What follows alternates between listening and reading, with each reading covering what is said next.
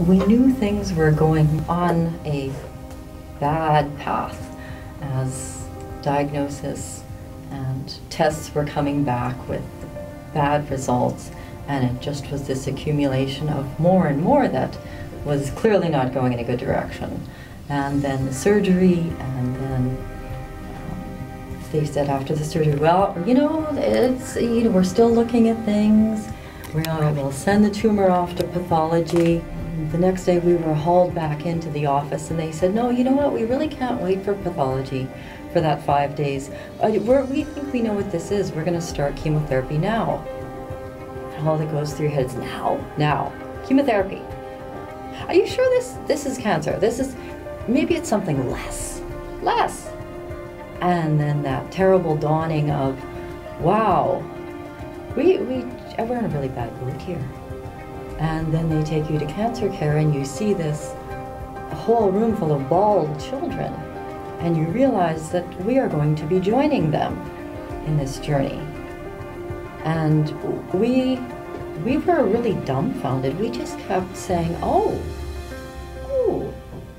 And we didn't cry, we didn't leave the room, we didn't stomp out, we just kept saying, oh. And this slowly starts to sink in that this is going to be a much longer journey than we could have ever anticipated.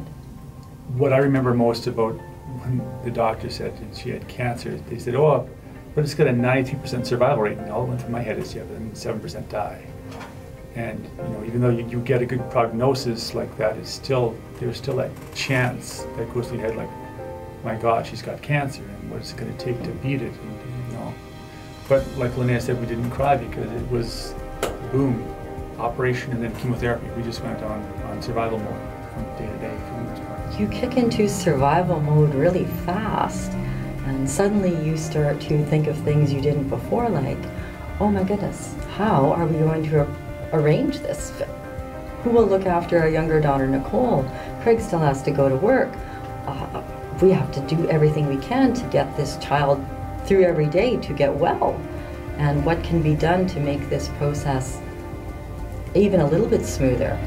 So that's when we are really fortunate and blessed with people who came to our rescue, the community in the school, the system through the pediatric cancer care has a system where they send out doctors to the school to talk to the students, to give them information and make them feel comfortable when Cailyn's there to say, this is not contagious, this is what's happening to her, and this is how her treatment's going to go so that she can get better. Cancer Care Manitoba is an amazing place to be sick.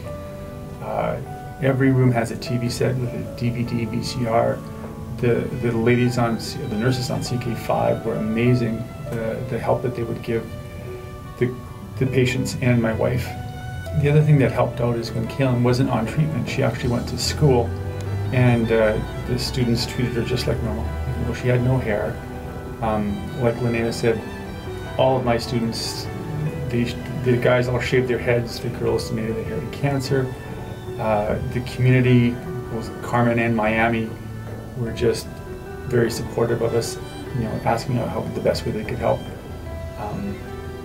And yeah, having meals, like at that point, Nicole was going to daycare and kindergarten, so coming home after that and then talking to Linnea on the phone, it was nice to be able to not have to prepare anything, just to take it easy and get ready to visit Cailyn and Linnea on weekends, which is what I do.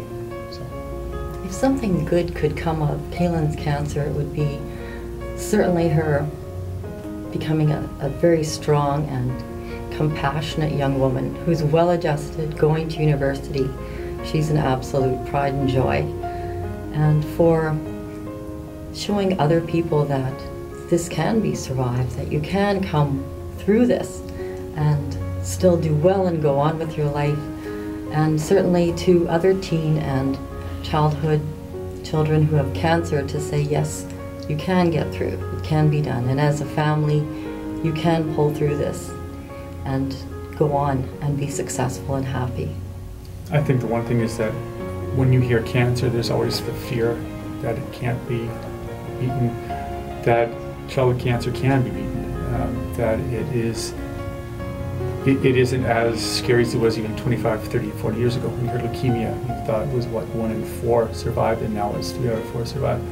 I think that's what needs to be known as that child cancer is out there, but it is beatable, and that with support, it can be done.